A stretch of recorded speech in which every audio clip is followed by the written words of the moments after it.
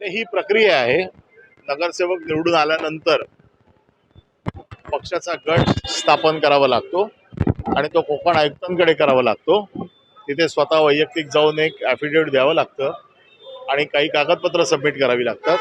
तर त्याप्रमाणे आज सगळे नगरसेवक कोकण आयुक्तांसमोर जाऊन शिवसेना उद्धव बाळासाहेब ठाकरे पक्षाचा गट स्थापन करतील. त्याचबरोबर 157 प्रभागाच्या सरिता मस्के ज्या आपल्या निवडून आहेत त्या गैरहजर आहेत, त्या संपर्कात आहेत आणि त्या तिथे पोहोचतील कोकण भवनला. आमच्या बैठकीला नव्हत्या, त्यामुळे बैठकीला नसेल, परंतु त्या आमच्या पक्षाच्या नेत्यांच्या संपर्कात आहेत आणि त्या कोकण भवनला डायरेक्ट येतील. कल्याण डोंबिवलीमध्ये जे पाहायला मिळालेलं आहे, मनसेने आता शिंदेंना पाठिंबा दिल्याचं पाहायला मिळतंय, तर तशीच काही राजकीय घडामोडी ज्या घडत आहेत त्याकडे आपण कसं पाहतो?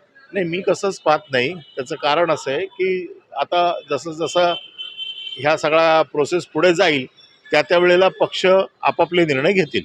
So Maharashtra Nirnala Sena has extended its support to Mahayuti on whether the mayor will be Shiv Sena's or BJP's. That's another question. But what do you think of MNS supporting Mahayuti? I can only talk about my party. I can't say who is going to do what.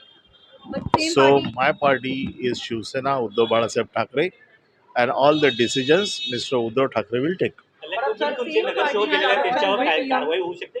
कल्याण डोंबिवलीत आपल्यातून नगरसेवक ज्या लोकांना वेळ दिलेला आहे त्या वेळेमध्ये त्यांचा संपर्क झाला, ते परत आले, या सगळ्या कायदेशीर कारवाईला नाही तर त्यांना सामोरं जावं लागेल. मनसेनं तुम्हाला सांगून पाठवलं का?